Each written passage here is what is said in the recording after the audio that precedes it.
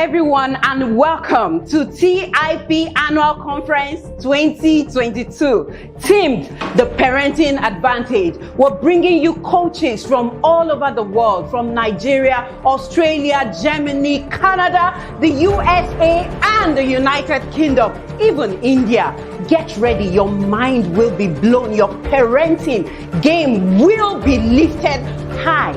You want to be a part of this. My name is Joy Unspeakable, and I am the official MC of the Intentional Parents Academy. See you.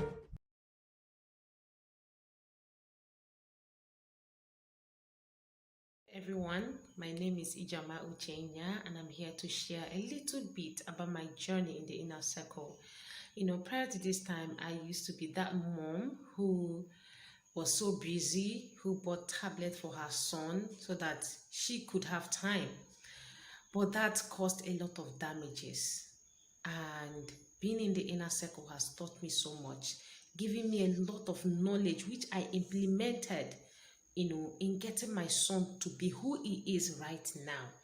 It is an amazing journey. We've been taught a lot of amazing things that I've never heard in my life. Not just my son, I've been transformed already. Like, is it the emotional intelligence? Or Coach Wendy said that, do you think it is only you that wants to be proud of your son, that your son also wants to be proud of you? I took up that challenge. I used to be a very timid person. I don't speak in public. But after that day, I took it up. I had groups. I volunteered to, talk. Right now, I'm about to speak in my son's school come this graduation. Like, it's been amazing, an amazing journey. I want to encourage you. Are you this mom who is thinking that it's too late or there is no remedy? There is. Come to inner circle. Coach Wendy doesn't teach theory. She teaches practical. She guides, like she gives you step by step on what to do. So I encourage you to enroll and see for yourself. Thank you. Wow. This is super fantastic. Oh my goodness. Good evening, ladies and gentlemen. You are all welcome to day one of the Intentional Parent Annual Conference 2022. It's been mind-blowing, I must tell you. My name is Chizrum Bazigwe, and I'm going to be your host this evening. Okay, so this has been, but I really want to express my gratitude to Coach Wendy and the entire team for giving me this opportunity to, to be your host this evening. It's amazing because I could see the numbers. See the number of people who signed up for this program. I think it's about over 7,000 now. It's amazing. It's amazing. This is it. Okay, so the previous session we had with Cecilia Kibla, it was also another bomb. And I'm sure those who were in that session, you got something incredible. Please, I want you to give me at the comment section. Let us know what you got in that session, just with one word. You can tell us what you got in that session, one word.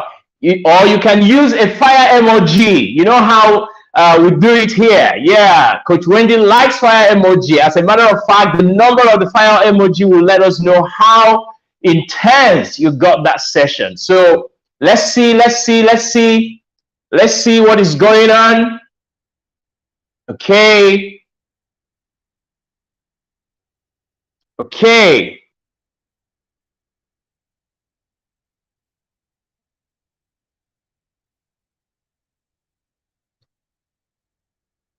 I can see fire emoji 1, 2, 3, 4, 5, 6, 7. Oh my goodness. Yeah, Martins, Olatunde, fantastic. Thank you, Ife, Andrew. Thank you. Yes.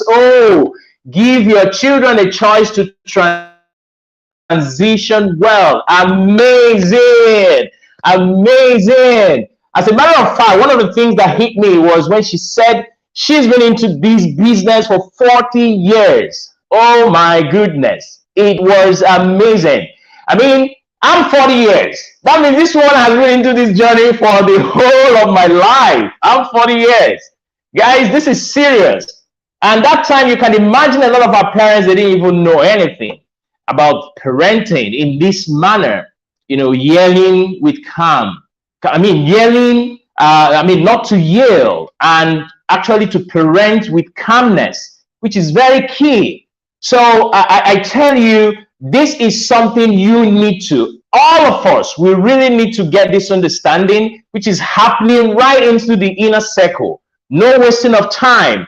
We're going to go on now because we have amazing session today. But I want you to know that the Intentional Parent Academy Inner Circle is an annual subscription-based coaching program that is transforming the lives of over 1,000 families. Yes, I believe it, because we need this. We are too many here who don't have any knowledge about what to do when it comes to parenting. So we really need what is going on in the inner circle. Okay, and these people have already plugged, into the coaching system. So, but before we continue, okay, we've taken some review. Or do we have more reviews? Do we have more reviews from the inner circle? Any more review from the inner circle?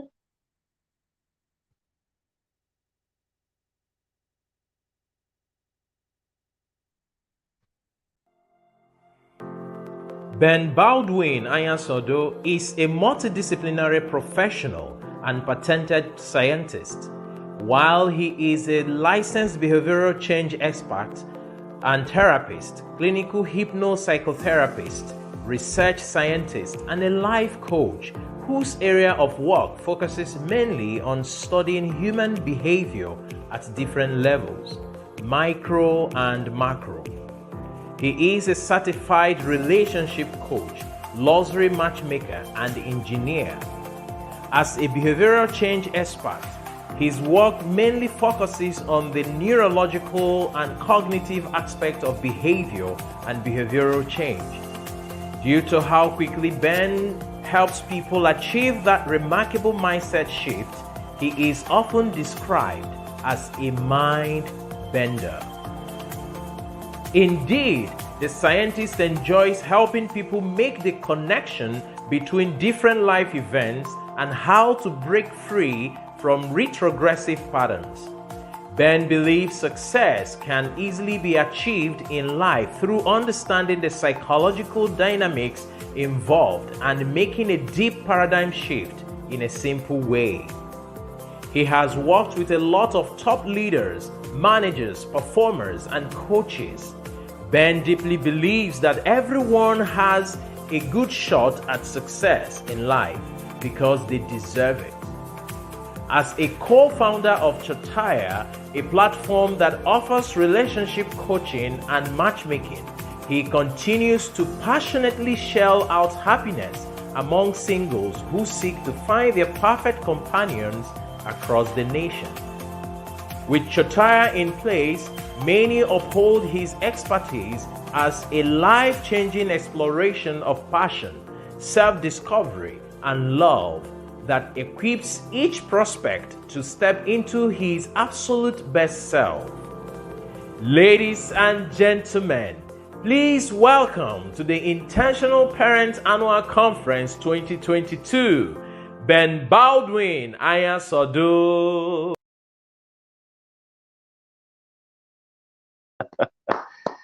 Yeah, if I had shaker, I would have been shaking the thing now for you. Welcome, sir. Welcome. Welcome. Yeah. I almost didn't recognize myself there for a little moment. Yeah.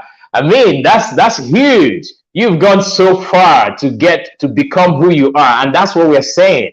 I mean, I can imagine what your family will look like with this huge knowledge and exposure you've got. It's amazing, honestly. Honestly, it's amazing. So you have the floor now. You have the floor. And we can't wait to learn from the wealth of knowledge, your wealth of knowledge. So between 40 to 50 minutes, you have the floor. Please deal with us. God bless you. Thank you for such a warm welcome. So, hello, everybody. We're back here again to learn a little bit more about ourselves and how to be really effective in doing that one massive, all important job we have, parenting. And today, we will be talking about how your childhood experiences affect who you become today. And what makes that really important is this. First of all, as a parent, you may think that you're parenting as an adult, but really you are just a metamorphosis, or should I even use the word an amalgamation of different childhood experiences.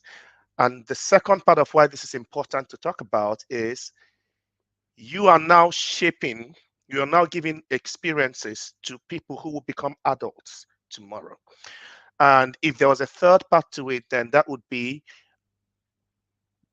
perhaps just getting some answers to some questions you may have, or a way to look inwards a little bit more, because we all like to do that job better. So I don't know what you want to get out of this session. I don't know what is most important for you to learn, or what shift you're making from this session, or what you're taking away from it that will enable you to begin to function differently and more effectively. So to talk about how our childhood experiences affect who you are today or who you become, I want to take it in, should I say, two different chunks. So we're going to look at the childhood story, and then we'll look at the adult story. So to look at the childhood story, let's wind all the way back to the beginning.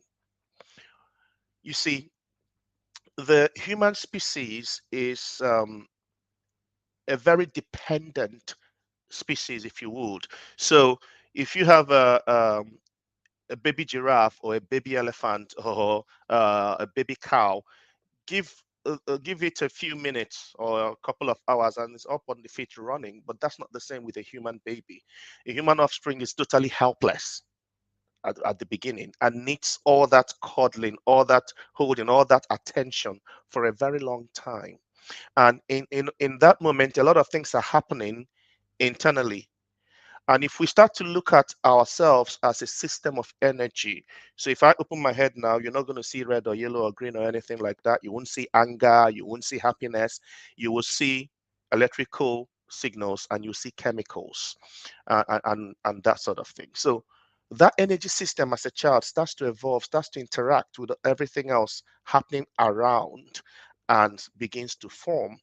And this is where it becomes very, very important. So right from the beginning, a baby has specific needs. And the helplessness of the baby is wrapped and enshrined in the baby's needs for safety, for reassurance, for knowing that someone has got me, I'm safe, I'm not gonna die, because the baby's existence and survival depends on that exactly. So the second part of this is, as humans, we are created to be together. So it's all about evolution. The evolution rather has made us all about being together, existing not as just as packs, but as groups. That's how family is formed and everything. So from the beginning, when you're out of the group, when you're alienated from the group, your survival is threatened, and that goes all the way back to when a baby is born. Leave the baby alone, the baby is going to die. Take the child out of the pack, the child is going to struggle. Incarcerate someone, put someone in the prison, they have it's a punishment. Something starts to go wrong. Even the idea of putting a baby, a child, in a naughty corner, which I don't advocate at all, because that sends very strong signals to a deep part of the child's brain to say there's danger, because a child is created to be with others. So these concepts are things we need to start to think about now as we explore this childhood story. Now, what's the other side of the childhood story is what we call the doll theory. So many parents didn't plan, didn't learn, didn't prepare, if we would, to become parents. The only plan they had about being parents is have the child, and that's it. provide for the child, and that's it. And that's why when things start to then happen, we notice many parents really become overwhelmed, not knowing what to do. So the doll theory is where if you see a doll, what I've got here is not a doll, but it's a puppet, but we'll take that for now. I borrowed this from my little boy. Now, if this is a doll, when I want to play with the doll, I pick the doll up, I play with the doll, and then I put the doll down. This doll is not meant to have a mind of its own. It's not meant to have needs. It's not meant to respond to me in any way other than what I expect. And it's only when I pick the doll up, that's when the doll is available. Whenever I'm available to it, that's when we play.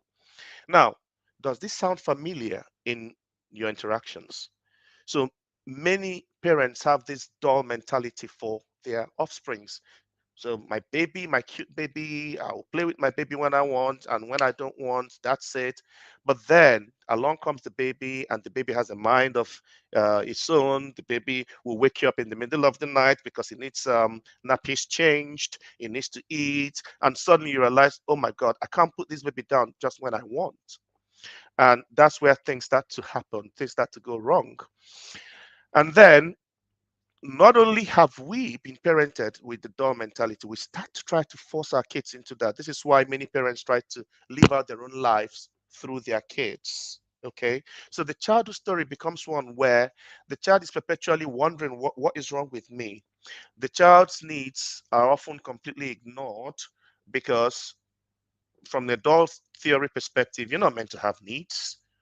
You're meant to do eat what I give you when I give you it, and things like that. And that starts to threaten a deep existential point of this child. Now, the other side of the childhood story that we need to explore as well is what then happens in terms of what does a child need to survive then? The child needs to fit in. The child needs to very quickly learn behaviors that would mean if I do these things, I will be accepted. If I don't do these things, I will not be accepted, right? So the programming, how we fit in, starts to come up in form of conditioning. So lots of the conditioning would be what we know these days as discipline or punishment or even training. So you condition the child, and I'm not saying conditioning is bad. Some of it is really, really outrightly not supposed to be there because they are not helpful. But a lot of it as well, it's how the child starts to navigate. For instance, learning meal times, learning when it's time to go to bed, all the way to learning that this behavior means mommy will be angry or daddy will be angry, and so on. And a child, as a child is developing, a child is constantly reading facial expressions around as a way to decipher what is safe or what is not safe. And I'll come to the concept of safety in a moment. So we find conditioning is going on. At the same time, modeling is going on. So the child is learning what you're forcing the child to learn. At the same time, the child is learning what you don't even know you're teaching the child. So that is through your own behaviors, through what you're modeling. Okay. And while all these two are happening, so there's the conditioning and there's the modeling. Another thing is happening at a bigger level, which is equating meaning to these things. So the child is constantly equating meaning to all of these experiences. Now, bear in mind, so whenever I whip out this brain model, things are getting serious. Bear in mind when you look at my head, your head, and then look at your child's head, the adult head is bigger than a child's head for a reason, because the child's brain, especially the reasoning part, is still developing. However, the inner parts, the deeper parts of the brain, this is the bit that connects to the spinal cord, to the sensors and senses and all that, the part that starts to learn about safety and the environment and all that come intact when the child is born, which is why the child knows to turn to the direction of sound, can let light in through the eyes and see, heart can beat, digestion can happen and all of that, because that part of the brain is already there. So a child experiences a wide range of emotions that they cannot put to words because the cognitive part is still developing. Okay. Therefore, when a child is going through this experience of conditioning and modeling, and they're trying to make meaning of it, Guess what? You probably already did. The child starts to equate these meanings to things based on how they feel rather than the fact of it. For instance, if mommy yells at me, that means something is wrong with me that is causing mommy to no longer be the nice mommy I know.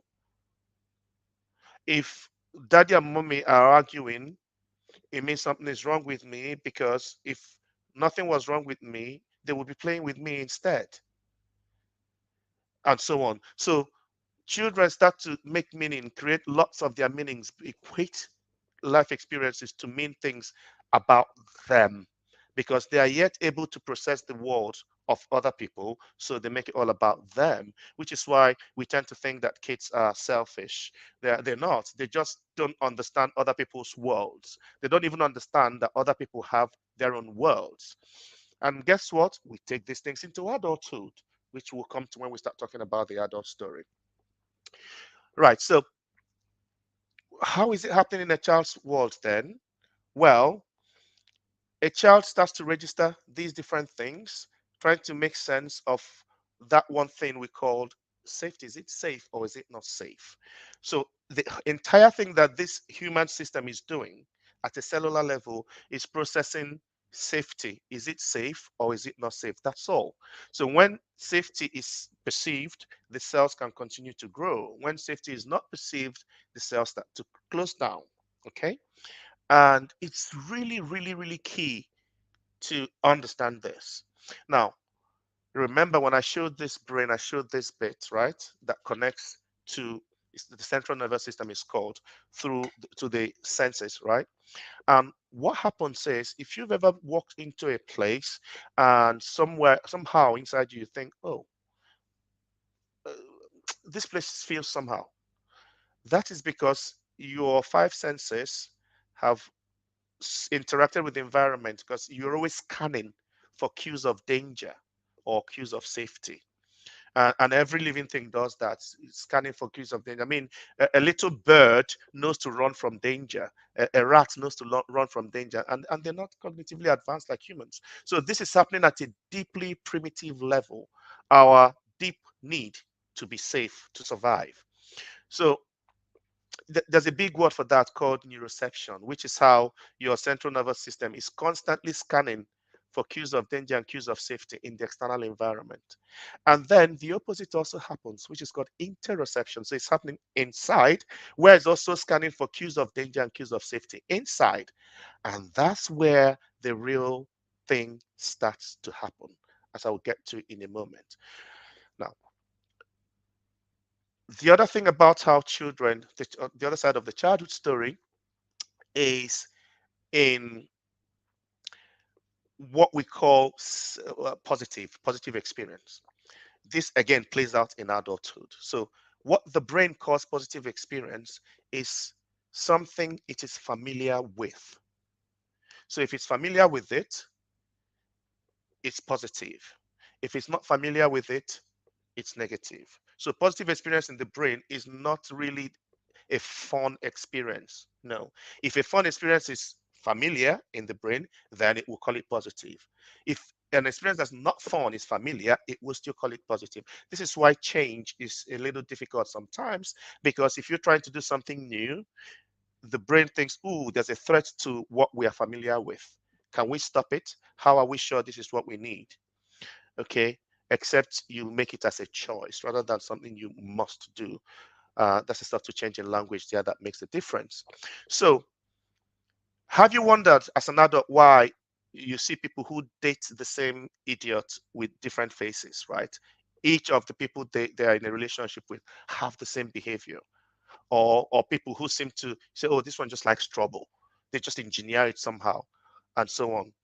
It's because of the familiarity concept. So that's what the system is. And when we talk about familiarity here, remember, I talked earlier on about the human body being an energy system. So it's all about chemicals. When you're happy, it's because you have chemicals like serotonin, like dopamine, surging your system, and endorphins, and so on. When you are stressed, then there are chemicals like cortisol, like norepinephrine, like adrenaline, surge in the system. So it all comes down to chemicals right there. Now, when when your body is used to a particular chemical configuration, that becomes what it thinks is what survival works with. So, oh, when this person is in this chemical state, that system is going to survive. Well, that's why you would have seen some people you think, why do you like being sad all the time? The system has become familiar with it. And when you, no matter when you try to pull them out of that, they find a way to go back there because they haven't consciously recognized that something else is going on deeper inside. Okay. So again, hold that thought about safety. Whatever you perceive as not safe, you're going to react to, you're going to resist, even at a very, very subtle, deeply subconscious level. Whatever you perceive as familiar, somehow you will allow. So sometimes when we do change work, we say to people, it's all about making things familiar. For instance, you may see adults who, when you compliment them, they don't accept the compliment. They feel they need to give it back or to reject it because as kids, they never got compliments, right? Now, and you say, oh, what do I do? Well, make praise familiar. Start repeating it to yourself. You start practicing it more and more, and your system will accept it as familiar, and the change will happen. So, in a nutshell, this is the childhood story. So the childhood story is that of helplessness, that of having specific needs to be safe, need to be accepted and reassured and looked after, to be wanted, to be in the park, in the family in this case, um, and the other part of the childhood story being how the child learns through conditioning, through modeling, and making meaning. Now, at this stage, you ask yourself as a parent, what meaning would I like my children to make of how I relate with them? What am I doing with them? What am I modeling? What behaviors am I actually modeling in my day-to-day interaction with my kids? What am I conditioning them for? Am I conditioning them for success, or am I conditioning them to struggle? Bearing in mind that through the parenting interaction, it is all about someone says change is sometimes dangerous. It's not dangerous. It is perceived in the system as a threat, not like it's dangerous. Like, oh, there's a threat to the system, and then of course you can change that. And the way to change that is to say, I choose this, because this system, the brain, our system, wants to operate by choice. Anything that is imposed on you is perceived in your brain as an attack, really. So a subtle change in language, right? The clients I work with, when they say things like, oh, I've got to do this, I have to do this, I need to do this, I should do this, I must do this, I say, how about you replace those words with I choose to? Replace it when you choose, replace it with choose, or I am choosing. Then your system realizes, oh, that's free will then. Oh no, it's not being done to us. It is something we're choosing to do. Okay, so yeah, I just thought I'll correct that based on the comment that came up here. So you ask yourself, how are you conditioning your children? Because that is what will play out in adulthood as we now get ready to step into the adult story. And to talk about the adult story, then I want to explore something that happens in childhood mostly. And we hear that word a lot. We hear it as trauma. And of course, we know that trauma is an overwhelming event that happens. Okay. Well, if you think about trauma as a distress without a resolution.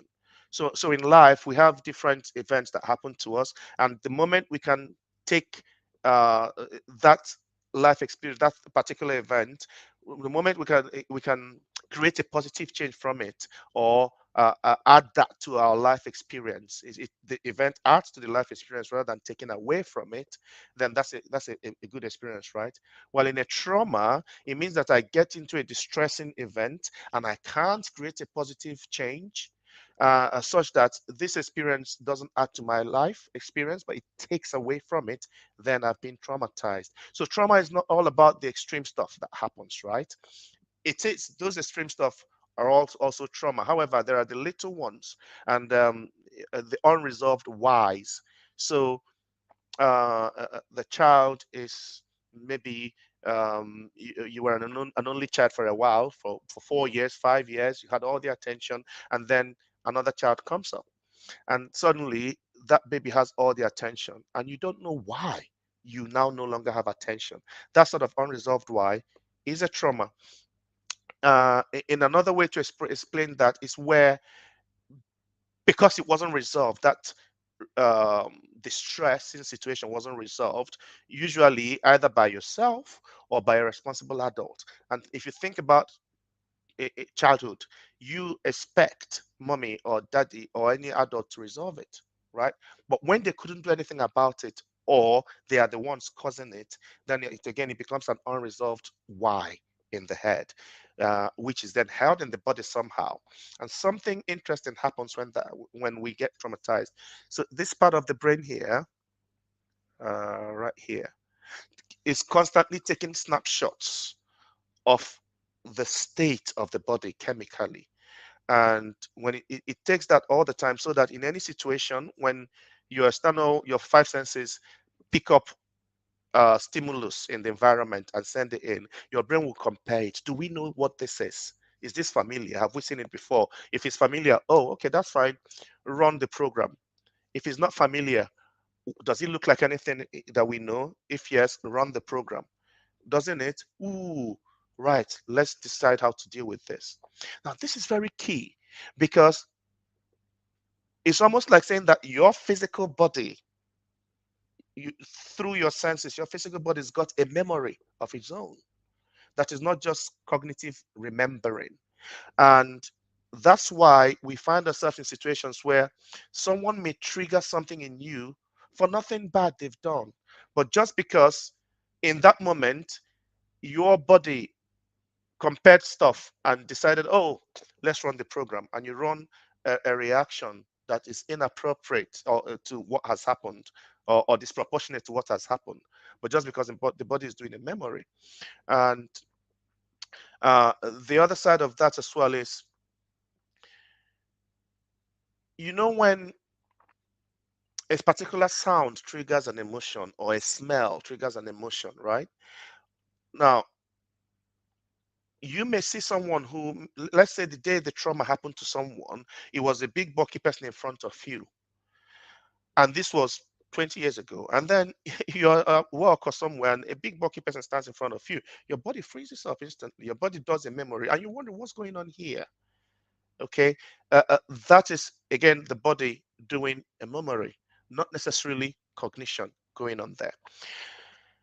The importance of this is in understanding why we behave the way we behave in different situations. So let that settle in for a little bit. Now, when a distressing situation occurs, so a traumatic situation occurs, something is happening there. So the body first checks, is this safe or is this not safe? And the body can confuse, or rather, should I say, sometimes parts of the brain can confuse what's going on chemically in the body. For instance, someone who's feeling nervous and someone who's feeling excited, physiologically, it is exactly the same thing you will experience. So you may feel sweaty palms, you may feel that you're all over the place, that same feeling. The difference is in the story that is told of what's happening in the body. So many times, clients who have things like stage fright, who have issues like that, nervousness, overcome it simply by when I tell them, well, your body actually doesn't know the difference yet until you tell it the story of what it is. So when you tell it the story, to say, oh, I'm feeling nervous now, it would then go to your nervous database and bring out reactions to it, like, oh, freeze up, oh, touching the tummy, give him or her a cough, stop that performance or whatever. And if you turn it to excitement, it returns the same thing. So think about it like a computer, really. Okay. So with that moment of geekiness, let's then wind into what happens when a distressing situation occurs. In childhood, remember we talked about how it's equated to meaning. And the biggest meaning that kids will equate things to will be acceptance and love. Because acceptance and love for a child equals safety. Not accepting the child equals not safety, so an existential threat, and it will flood the body with all sorts of chemicals. So what happens in this situation is what we call fragmentation. And fragmentation of your being becomes a coping mechanism. And the different fragments of our psyche is what we call our parts. You know, when you say a part of me wants to do this, a part of me doesn't want to do this. One part thinks, one part doesn't, and you have that internal war. That is what happens as a result of uh, trauma. Okay. So here's an example. Let's say that as a little child, um, maybe you're 5 or you're 6, and mommy uh, comes back home a little bit grumpy. Maybe something happened. You don't know what it was that happened, but mommy comes back, and you made this really what you think is a beautiful drawing on paper, and the paper happens to be a card, an invitation card, or whatever that someone's brought to the house, and you've drawn that. You run to show mommy that, and then mommy yells at you for that reason. Now, in the child's head, I've done an artwork, I'm going to show mommy. But what mommy saw was, you brat, you ruined the card. What's going to happen there? Instantly, the child gets the message that, oh, making an artwork means not being accepted. Okay? And so, split. There'll be a part of the child suddenly that would resent any ideas of making any artwork. And there'll be, and meanwhile, there's that side that wants to do it and wants to show mommy. In fact, that thing might be abstracted all the way up into, well, don't tell mommy anything that you've done because you'll be yelled at. And so if you think about it, the part that says don't show mommy anything you've done because you'll be yelled at, what job is that part doing? That part is protecting this person. And if that part is protecting this person, what is going to happen? That will be the part projected, and this will be repressed. And if this part is repressed, this part that caused the yelling, what's the system going to do? Resent that part, which means anytime you identify that part in another person, you resent it as an adult. So a lot of the things that you resent as an adult, if you dig deeper, they're actually things you somewhat crave somewhere. And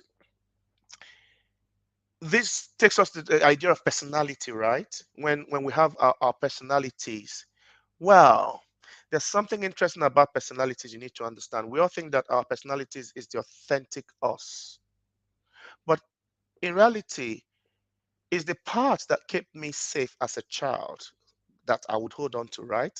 And that's the one that will shine through in my personality. So that thing you call your personality is really not the authentic you. It's just an amalgamation of different aspects of you that kept you safe. So now we are coming to the adult story. You see an adult who's got, there's a part of me that's shining through in my behavior, how I speak, how I do things, and all that, right? People will see you as an independent person and say, oh, this is an independent person, doesn't need anyone. Oh, you can do this and that and that and that. Well, if we take that analogy and go back to looking at a split personality, and the person involved as a child watched their dad leave the house, for example, and had no understanding of why dad left the house and why mom now has to work harder. Mom is, you know, worried, bothered, heartbroken about what happened. Let's say dad died at 4. I'm 5, and dad died, and mommy now is distressed and so on, and has to work harder. Blah blah blah. I've lost mommy. I've lost daddy. I've also lost mommy, right? And so that split happens, and you have that part that now has to survive by not liking, not being needing to be cuddled, not having the needs of someone that needs mommy and daddy, for example. And so that what will be projected will be this independent, strong, exciting, blah blah blah person. Okay, that's an example of this. Or oh, we'll come to that in a minute. Now, what happens to the part that when that part splits? What's going to happen to this bit? repressed into the subconscious, right? But this is still a part of you that has needs, that has awareness, that is experiencing life with you, just that you're not very conscious of it. Now you have polarized parts, right? And there's war going on. So you become a workaholic, you're doing things, you're escaping into the world of your devices, you're making lots of money and everything, but you feel lonely inside. You are the one that's seen as an extrovert and everything because going back to childhood, maybe you were being quiet didn't work. When you were quiet, everyone took your stuff. You got in trouble for being quiet. You were called names for being quiet. And so you realize very quickly that being loud would help you survive. You become an expressive, loud person. But inside you, you're drained by that. Each time you're quiet on your own, you feel peace. Okay? So, and there can be lots and lots of different splits we have. That's why we have different personalities. You're different with particular friends. You're different in school. You're different at work. You're different in church. You're different in the marketplace. You're a different person in different places because each time you show different aspects of your coping mechanism. All right, and each one has its needs. And what's important about this splitting is that there are certain memories as well, which are only stored in certain parts within your system, which is why many people walk around with traumas that they don't even know they have. So when we talk about healing traumas, we're talking about reuniting the different fragmented parts, paying attention to the fact that there are all these bits of you that have different needs. So when you are thinking of why is it that I keep saying, oh, I would never do this again, I want to do that, but I can't, I just find myself doing that and I don't want to do, is because a different part of you is running the show in that time. So what is the adult story then? The adult story is that of how we are projecting our different fragments. It's about how we are rerunning models that we learned as kids when we didn't even know we were learning them. It's about rerunning strategies. So I bet that perhaps everyone listening to me here, the way you walk now, you learned before you were 2 or 3. You learned that as a child. And there was never a time you relearned how to walk, except you had an accident, right? What's happening there? You're just building on previous experiences. So if it was a faulty one, you're building on that, isn't it? So you are in your 30s, you're in your 40s, and you're dealing with your current reality with strategies you formed at 7, at 8, at 9. Just because those were the parts that that kept you safe in that moment. Those strategies helped you, you know, fit in that time. Because you weren't allowed to have your own needs as a child, no one cared about your emotions. You needed to come up with all these different ways of coping while denying yourself the real thing that you want. And that's what we now see in adulthood. We see children in big bodies seeking closure, seeking resolutions to the whys that were created when you could not, in distressing situations, you could not explain. So you find such adults very easily start to compare themselves with their children. Whenever you find it so easy to say, when I was your age, when I was a child, I didn't do that. Is a child part of you that's speaking right there, uh, comparing an experience for no good reason, right? When you find those unexplained anger or those unexplained, let's put it in one phrase, distress. Again, that's some childhood stuff playing out in the adult body. So the adult story of rerunning childhood strategies, of rerunning models, behavioral models you didn't know um, when when you created them. The adult self that's seeking closure in relationships. Why are you so obsessive? Well, there's that part. Meanwhile, outward you're projected as, yeah, this lady or this man that does blah blah blah blah blah.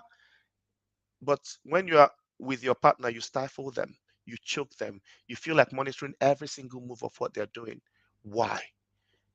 Because there's this part that's feeling left alone, that's is feeling scared of losing yet another person. There's a model, a meaning created that if someone loves me, they're going to leave me. Because, I mean, if my dad loved me so much, why did he die when I was 6? If my mom loved me so much, why did she die when I was 8? And things like that, right? Because that's how the child brain forms those, makes those meanings. It's also about the voices in the head. If you check the voices in your head, you realize that they are not your voices. The critical voice in your head is likely to be the voice of your more critical parent or significant adult in your life as a child.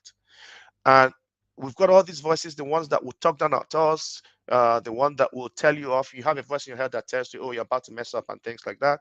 You have another one that tells you, oh, I wish people, come on, tell me I'm looking good. Tell me this, the one that seeks validation. You have all those different voices in the head. And those voices are from your fragmented parts as well. Now, as a parent, what voice would you like your children to have? How would you, knowing that you will be a voice in their head, what would you like that voice to sound like? Would you like you to be the voice in your child's head that says, well done, superstar, keep going?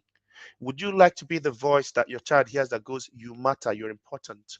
Would you be the voice that goes, you're lovable, you have a right to love and be loved, and so on? So how we then relate to people as adults becomes a perfect reflection in most cases of the childhood we had.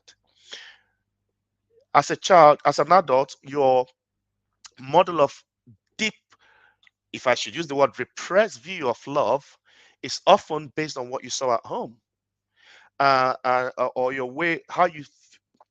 Let me rephrase this: if, how lovable you feel as a child depends on how your parents made it seem, and that is what you take into the adult experience.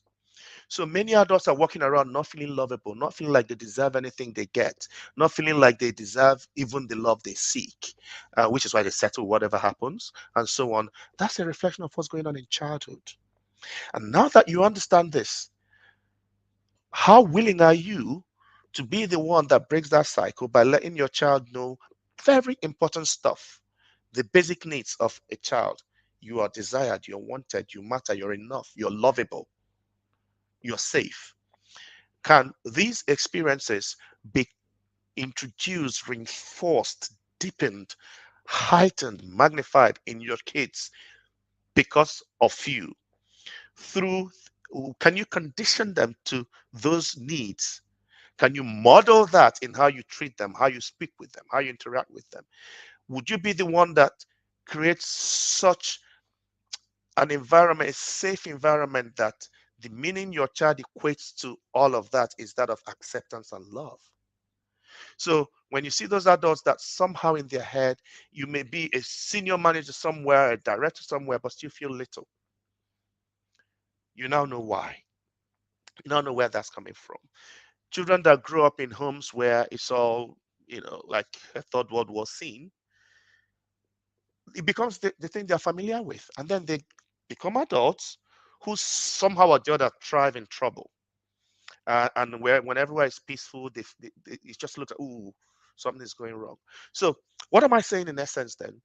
Now that you understand the childhood story and you have an understanding of the adult story, the question is, how willing are you now to use your triggers and your fears to actually go into the parts that need more love within you?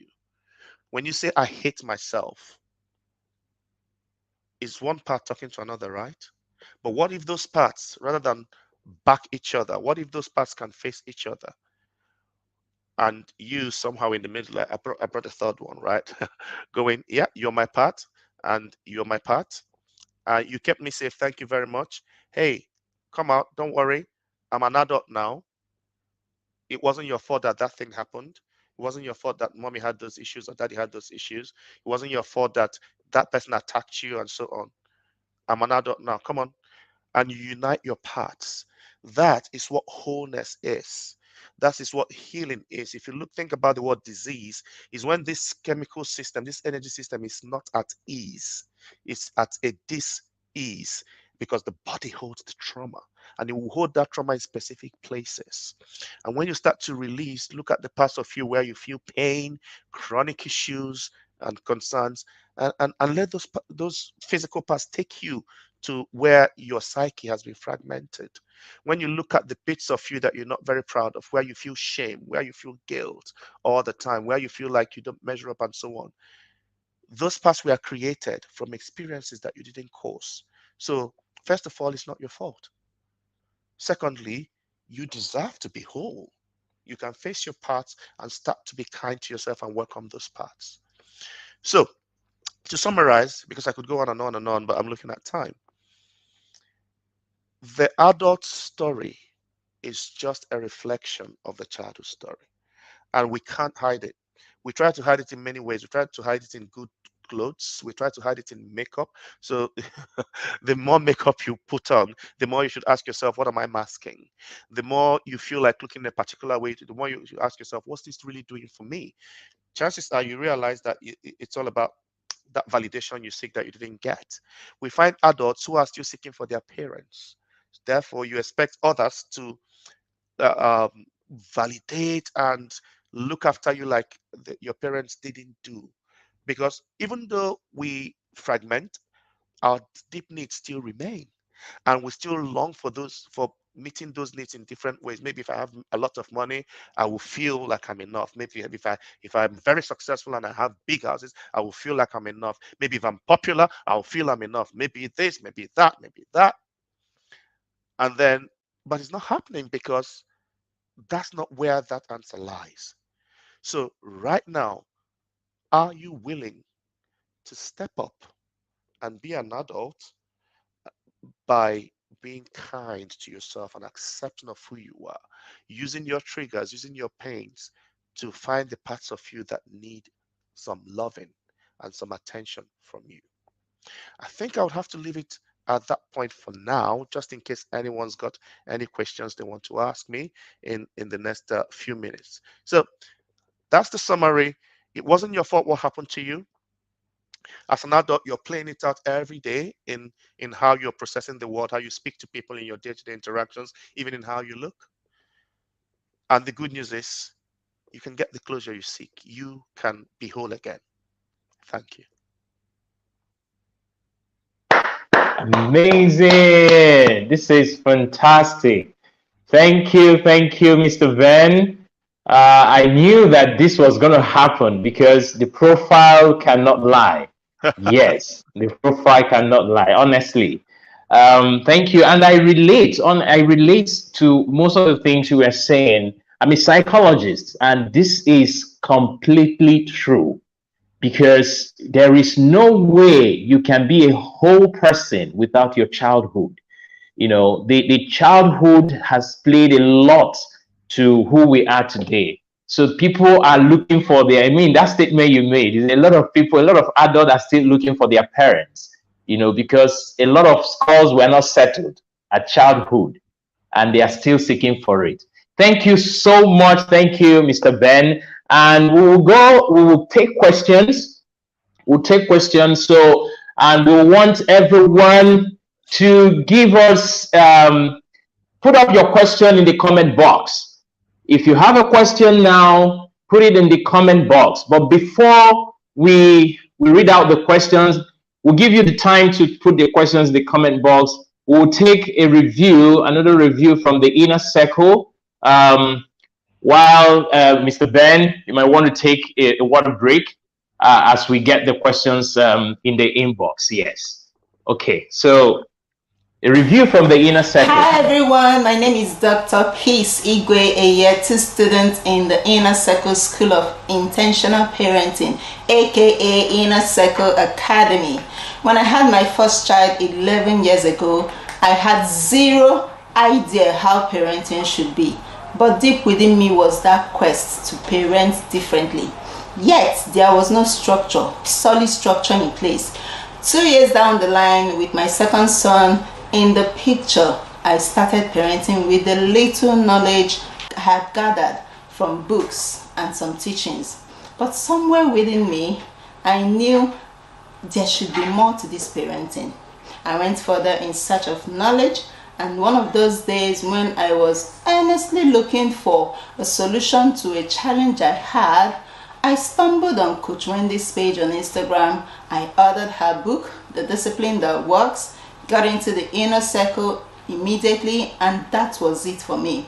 Inner circle made me understand that there are names attached to everything, in terms of parenting. It will open your eyes to the things you ordinarily wouldn't have thought about in parenting. From creating structures to daily connection tools to the webinars with mind-blowing topics. I mean, there's so much you can get in the inner circle. With all of the teachings and conversations going on in the inner circle, you can never ever parent the same way you used to. In fact, your life changes for the better. With just about 20% implementation of what is taught, you are sure to get results, I tell you. One of Coach's favorite quotes, "Parenting is first about you," is one that should be on the billboards. I can't even begin to say everything the inner circle delivers on. Just come on board already and experience it yourself. So what are you waiting for? Like Coach Wendy will always say, see you in the yard. We're waiting. Bye. The others. Amazing. Honestly speaking, if you're out there listening, I think it is worth to do registering and signing up for this inner circle. I'm not in the inner circle yet, but guess what? With all even the informations I have got and what I have been trying to do with my family, my wife, I have signed up with my wife. I've signed up. And this is amazing. So if you're out there, you're a father, you can see Mr. Ben, he's not a careless father, he's an intentional father. So that word intentional should be a watchword for everybody. So please find your way to the inner circle. All right. So we're going to take the questions right now. So can I? Yeah, I have Are you seen a seeing few the? questions here. Okay, go ahead, sir.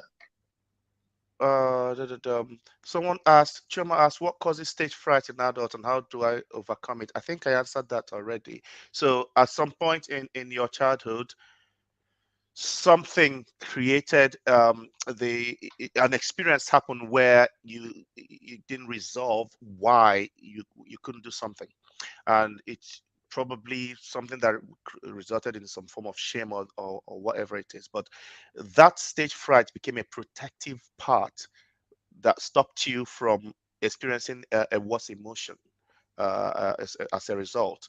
So think about the stage fright as a protector, as you should think about any issue really, and then how to overcome it. If the stage fright is down to nervousness, well, I've already given the solution. Change the story of what you call it, because physiological is the same thing. But if it is beyond nervousness, then I mean, I can't get that from this question, so we'll need to get into that a little bit more. There's Wumi said, at what point can this be corrected so as not to affect the child later? If we have negatively spoken to a child before 10 years, can it be rewritten? Yes, it can be rewritten. First of all, at 10 years, a child has has matured a little bit more, and you can immediately start to complement the child's behaviors a lot more. Start to, the same way you look out for uh, what the child is doing wrong, start to actively look out for what the child is doing right, and really be lavish in praise, even for the smallest of achievements. That will make that familiar in the child's body. Also, you can encourage your child to do little things like talk to themselves in a positive way. So my daughter was doing, she still does that, which is where every night she would write herself notes and put in her "I love myself" bag, and in those notes she would write in third person all different things she would like people to tell her, to say to her. So she would say things to herself like she's amazing, she's beautiful, she's smart, all those things, whatever words. But that way she's giving those things to herself, and the more you give it to yourself, the more you receive it when you get those. So for your child, encourage those, and accept to the child that you've been unkind and that those things were not your child's fault, and that now things will be different. By taking responsibility, again, you're teaching your child how to be accountable for things, how to take responsibility. You're modeling that behavior, and if you become consistent in it, it will change. Let's look at another question here. One says, Yeah. Iyayi says, please, how can I use my triggers to go into the parts of me I have repressed? I think I explained that in towards the end of my talk, which is whatever you feel, that trigger happens, rather than react, say, oh, because I always say to people, no one can make you feel bad without your permission, right? Whatever is triggered inside. So something happens and you feel an incredible anger or fear or whatever the feeling is.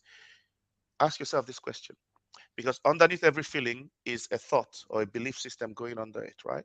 So thoughts are just electrical signals and feelings are chemicals in the body. So whatever thought you focus on, and by thought now you can think of storylines, perspectives, mindsets, anyone you hold on to, your body will match that by creating the chemicals that relate to it. So if you have thoughts of, here's a quick analogy: you're walking through somewhere in the dark and you see something that looks ropey moving, you see the shadow of something ropey moving, and you go, oh, thought is a snake.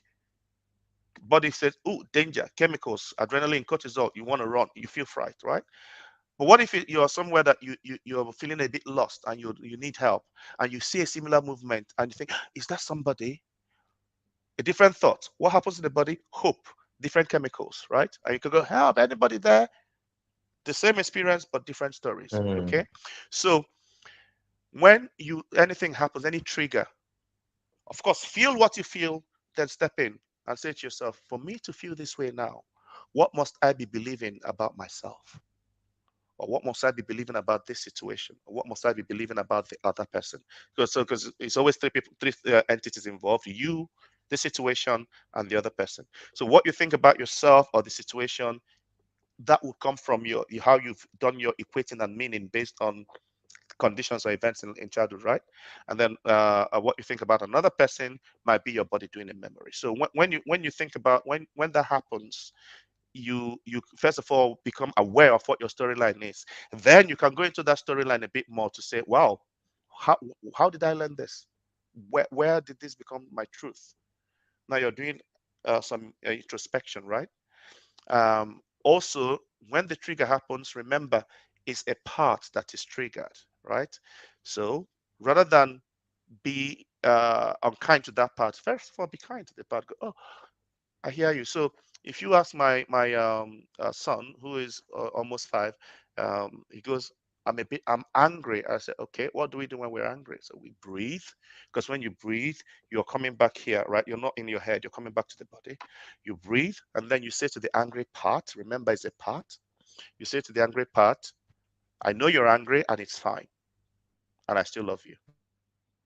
Now, for many people, this is strange, because how do you angry part? I hate myself when I'm angry.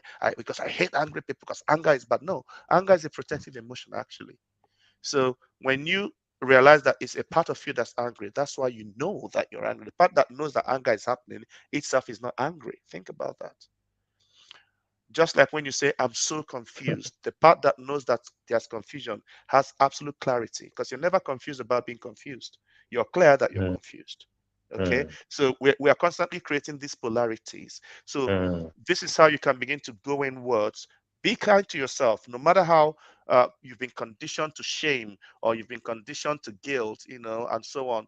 When those that say they flog in love, it doesn't happen. There's no such nonsense, because most parents, when they are hitting their kids, they're also saying rubbish. They're also saying very harsh things to the kids, right? So they're conditioning them. You idiot, you will not disgrace me. You should be ashamed of yourself. What's even wrong with you?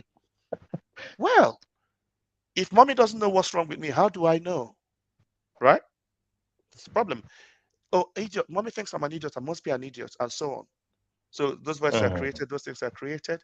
Now, uh, uh, shame is there, and so on. Therefore, we start to hate those parts that cause that pain. But when you love yourself, which is why you can't love someone else if you don't start to love yourself, right? Those parts that you normally would resent, be kind to them. They're trying to be understood. Okay, let me not dwell too much on that. Let's look at another question. Yeah. What causes You stage fright, low self-esteem, and how to overcome it? I've answered that one. Um, how look do I at change? this.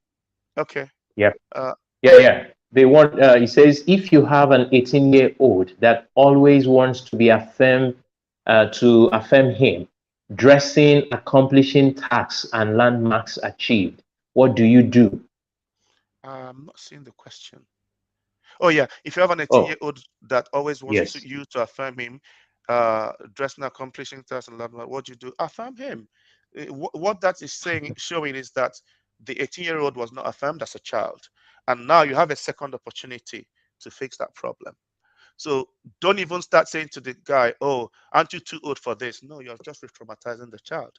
Affirm the child, and then, but through affirming the child, you can do it in a nice way that starts to teach the child to affirm himself. And it's a very simple thing, like saying, let's say he dresses to come out, goes, "Do you like my clothes? What I'm wearing?"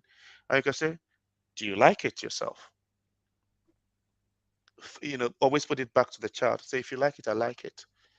Or one that people with parents with younger kids can start to practice right now is stop telling your child, "I'm proud of you." Just, stop saying that first. Start first by saying to the child, "You must be proud of yourself." Mm. And then follow that up with, "And that's why I'm proud of you." Because when your child accomplishes something, wow, this is excellent, this is fantastic, I'm sure you must be proud of yourself. Because the child is on a high, the child would accept that it's actually okay to be proud of my achievements, right? And Mm. we know scientifically that the brain, the system feels safer with reward rather than punishment. So if you want to motivate someone, reward will motivate better than punishment, right? Because when you Mm. get a reward, you get dopamine spikes in the brain, and dopamine is the feel-good hormone, because, oh, this feels good, I want more. That's the nature of addiction anyway. So that affirm the child, and I'll go in that direction. Coach Wendy has appeared. Does that mean I need to shut up now? It was the way Uncle Ben said that thing. Emerald says, my auntie verbally abused me constantly as a child. It caused me Yes. inferiority complex and made me feel unwanted. Worst fact is that my parents never stood up for me. How do I forgive and forget this? First of all, I'm so sorry to hear you went through such an ordeal. Mm. You don't deserve that at all. Nobody does. And perhaps hearing this alone might, if it makes you cry, let the tears out. If it makes you go, oh yeah, let it in, because you just don't deserve it. Now, to forgive it, remember that forgiveness simply means you accept that what happened, and that Mm. you're now ready to move on from it. Because here the real truth is, it was not your fault, and all the things that they said to you or did to you were not also true at all. So now that you recognize it, you can make a choice to say, okay, it happened, and now I choose to let it go. And some of the things I said earlier on, start to make what you want instead familiar to yourself. Okay, forgetting, you may never forget it, and maybe you don't even need to forget it, but viewing the rest of your life through that is what you now have a choice to do. The good thing is you're no longer a child. And so you can now be the parent that you needed for yourself. It's called reparenting. So start to give your vulnerable child those things you didn't get. And they will be in the positive affirmations, in the kindness, in the love. Okay. So when you think about what was done to you, an image of you would always appear, right? And it will be a younger version of you. Give that child what the child needs, and you'll be fine. Coach Wendy, how are we doing? Are we taking more questions, or should I shut up now? Well done. Thank you so much, Uncle Ben. And I have my notes written, and I hope it's same for every other person at this session. I always say that learning never stops. Many of the times, one of the things that I've found is, you get to a point, you now think, oh, I know it, I don't need to be here and all of that. I don't even know how people think, that way anyway. But you find out that you are in a session, you are either reinforcing what you already know, or you are even learning something new entirely. All right. And there is always something to pick up from every session. And thank you so much, Chizrum. Such an amazing, Chizrum is an Thank you. amazing moderator. And Chizrum was also a moderator at the Fathers Conference. And it's interesting, Thank from you. the Fathers Conference, Chizrum's wife, introduced him to the TIP system, and Wow. I think he's now more active than the wife. As in, I'm even wondering. No, she's there. He has taken away, most of it. And it's not even in the inner circle yet. He's just on the waiting list of the inner circle and so active, Yeah. so implementing a lot of things. And I want to say thank you to you and your wife. Most of the Thank you. background work that we have done in the academy, Chisholm and his wife are so part of it. And I want to say thank you to you guys. We don't take your time, your resources for granted. Uncle Ben, how much again do we need to pay you for each session? I want to tell the people in the session so that they will know. So that when I say what I need to say, they will understand it. Leave me alone. So, Uncle Ben, you pay Uncle Ben in pounds for your information. So if you think that you are going to just come here and think you just have access like that, we have brought you access. People have paid the price. All right. These coaches, it's not easy to assess them. It's not cheap either. So I want you, I say these things so that you will be grateful. I want you to. I'm not, feigning whether I want you or you should or you shouldn't. No, you can see how emphatic I've been on you being grateful. You should be grateful, all right, for these coaches that, killed their time to be here. And Uncle Ben has been an amazing supporter of everything that we do in the academy. He's my big brother. So sorry, yes. Wendy, can I just, there's a question I really would like to quickly answer. Yes, okay. I'll give you time to answer that, sir. Okay, so before we get on to that question, Uncle Ben is, sometimes he just sees if we are here, some of us who are very passionate about helping people, we might actually do 3 hours here. Uncle Ben can actually do 10 hours. I'm not joking.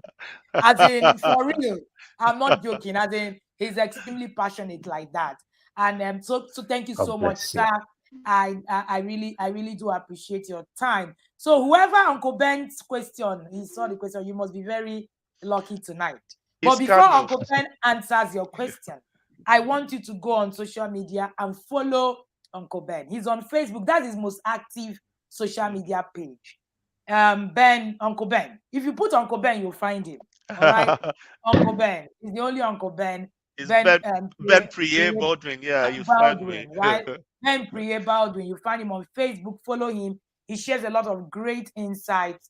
And most importantly, I want you to tag him and share your learnings. Don't stop at just following. I want you to be verbal about what you have learned. I want you to say it.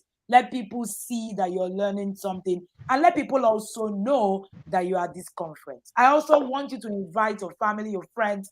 This conference is free, but because we want to change the narrative and also make impact. So we want you to also help us to be part of that, change of narrative by making sure that we're spreading this message abroad. Now, this is the gospel, right? The gospel is not only when you say, oh, you are healed, and this is healing. I'm sure that many people who were at this session today would assess healing. All right. Healing is not just when they say very sure. So very sure. And this is healing, and that's the gospel we're talking about. So spread the good news. All right. So Uncle Ben, over to you, sir. Okay. So 2 things. One, very quickly. I've seen people say, quote, stop saying I'm proud of you. Please, not delete it. No, it's you must be proud of yourself, and I'm also proud of you. So the two need to come, okay? Because the child needs validation. Now, the question I wanted to answer by Kanu Dogara says, how do you reconcile the models we do to our kids alongside positive confession from scriptures? Now, when I talk about models or modeling, I'm talking about your behavior. So no matter how much scripture you put in your house and your behavior is not consistent with it, sorry, you are fetching water with a basket and you ain't going to get it anywhere.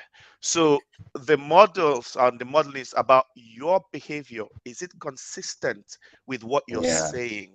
Okay. My little toddler, I mean, something happened on Saturday. My older boy graduated, and there was a party where he lives. And I needed a babysitter for my younger kids. And we got a babysitter from my little boy's nursery who went to the house to stay with them, and she came back. She said, "I didn't have to do anything. JJ did everything. JJ told me what to do when. He even packed away his toys, and when it was bedtime, said it was bedtime. He needed to brush and also on. How did you do that?" And this is the thing, okay? He sees me do things consistently. He started cleaning even before he was 4. So what they will learn is not just what you do once or twice, but what you Yeah. consistently do. That's what Do. we mean by modeling. And so if you're modeling what you're saying from scriptures, then fine, they're going to learn that. But if you're saying it, but you're doing something else, I didn't encourage that at all. So yeah, that's it. That's it from me. Thank you so much, Uncle Ben. And what are you modeling? Very interesting, very important. And what will be the advantage of the fact that you were raised, but that you raised your child? What parenting advantage will you have, When they for have. raising your child? Chizurum, over to you as we begin to conclude for the session today. Thank you. Thank you. Thank you, Mr. Ben. And thank you, everyone. So we need your final feedbacks from let me hear from the audience. What I could see from this session is this is not a noise-making session. This is, you have to cool your head to understand what is happening, the neurological pathways and all of that. So this is really something that people need to put. That's where I tag what Coach Wendy says. Parenting is not for loafers, and that is true. You really need to put your head down and study. So I want to hear from the audience. What one word, what do you see, what do you get from this session? How do you qualify the session you just had today? One word from the audience before Mr. Ben could give us his final word. The audience, please, let's hear from the chat. I want to see the chat bubbling. We are extremely grateful. It is a lifetime opportunity. Amazing. Thank you so much, Uncle Ben. You're clapping. Yeah. Yes. I am more than grateful to Coach Wendy, of course, because she's the one galvanizing the whole thing here. For giving us this opportunity to learn. Amazing. Yeah. Any more? Wow. Okay.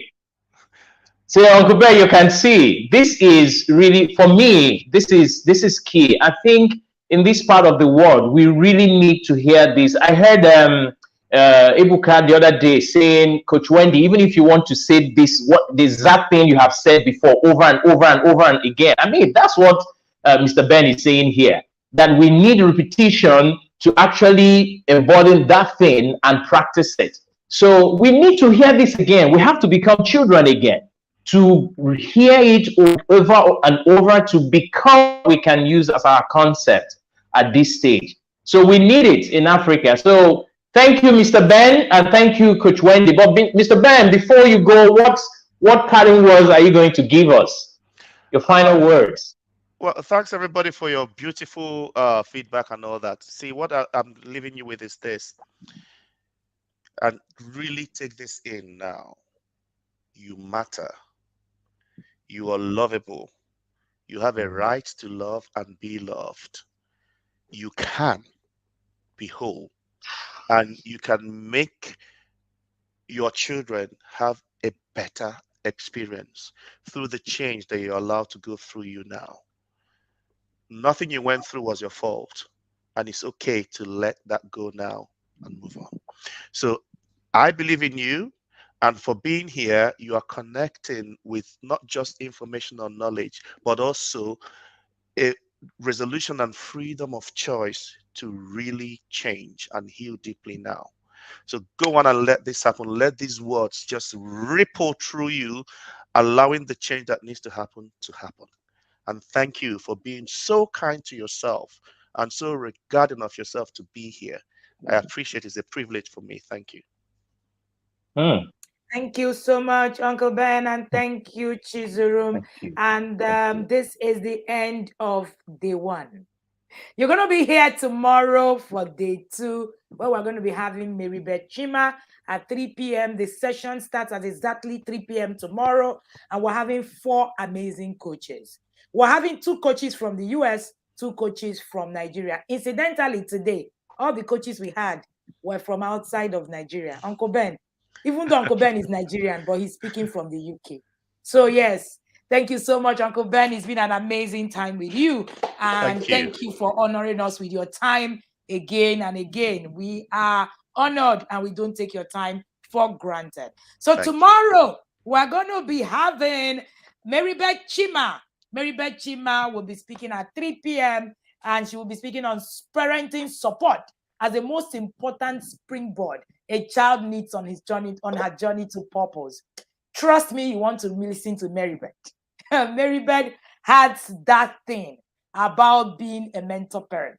All right, that's her anchor, and she lives it. We're bringing you coaches who are practical. We're not bringing you theory makers. No, that's not what we're doing. All right, and we're bringing Uncle Ope. Uncle Ope is speaking all the way from the US. Yes, Uncle Ope will be speaking from the US, from Houston, and then Uncle Ope will be talking on bridging the gap with your teenager. Uncle Obe is one of the most amazing teen coaches in Nigeria and across the globe, and he's going to be doing justice to this topic. And then we have Bridget Miller.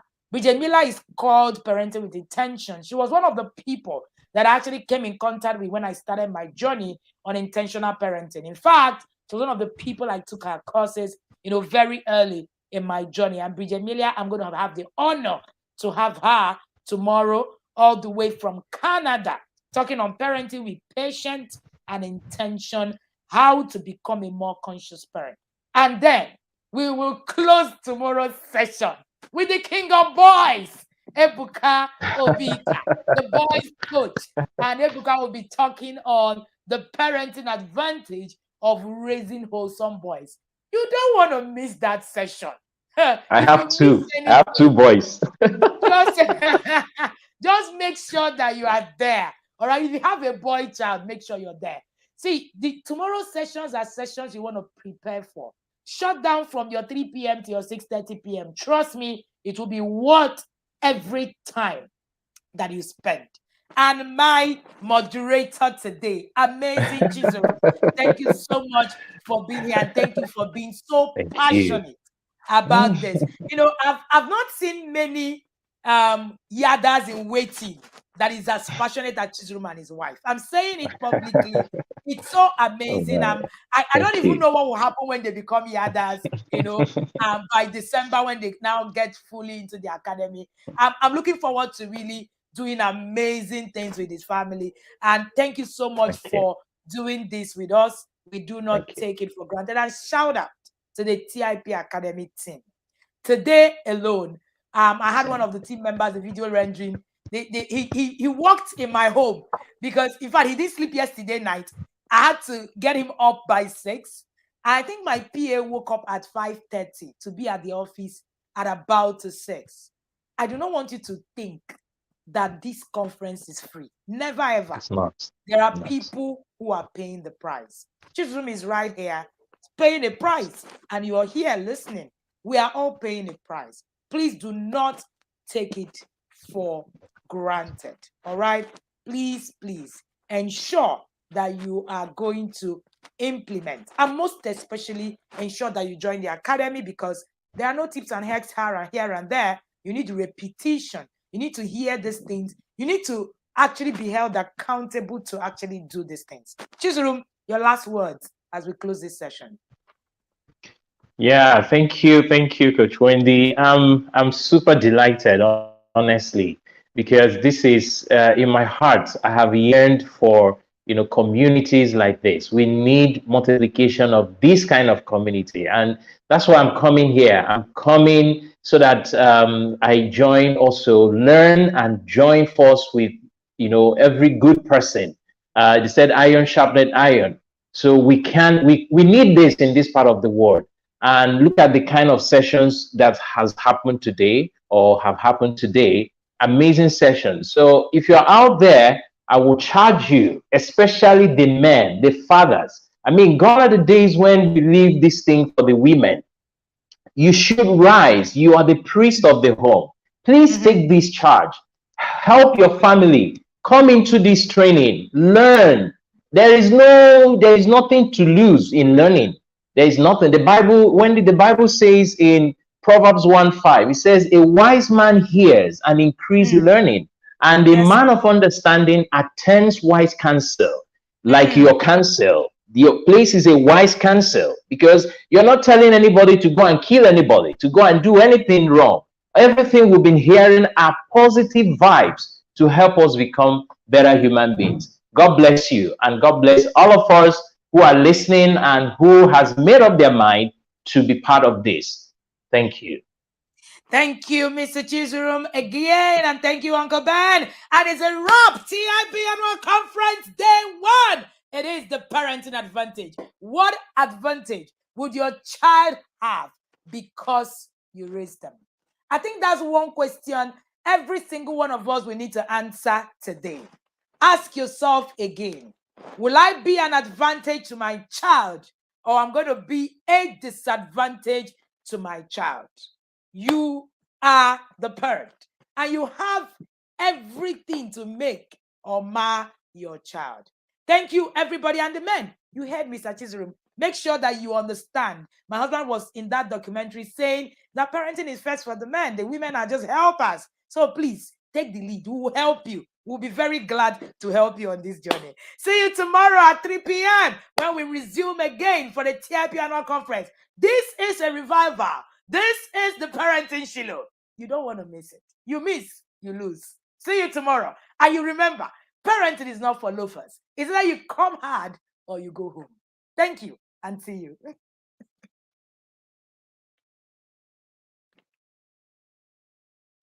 Hi, my name is Chioma. I'm a parent in the inner circle. I've been in the inner circle for the past 7 months. Honestly, inner circle is the best thing that happened to me in my parenting journey.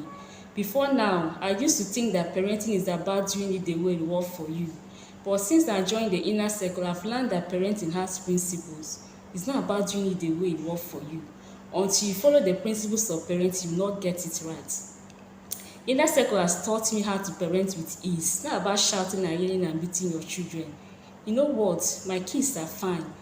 They are getting better every day. They understand and take their responsibilities even without waiting for instructions.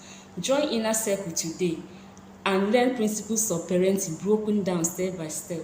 Inner Circle will teach you practical ways of achieving your parenting goals. It doesn't matter how long you have been parenting. Even if your child is a day old, Inner Circle is for you. Don't bother about what your spouse will say. Even if your spouse did not join immediately, don't bother about that. By the time you see changes in you, because Inner Circle will start changing you first, even before your kids, I bet you will come along. Join Inner Circle today and testify. Thank you.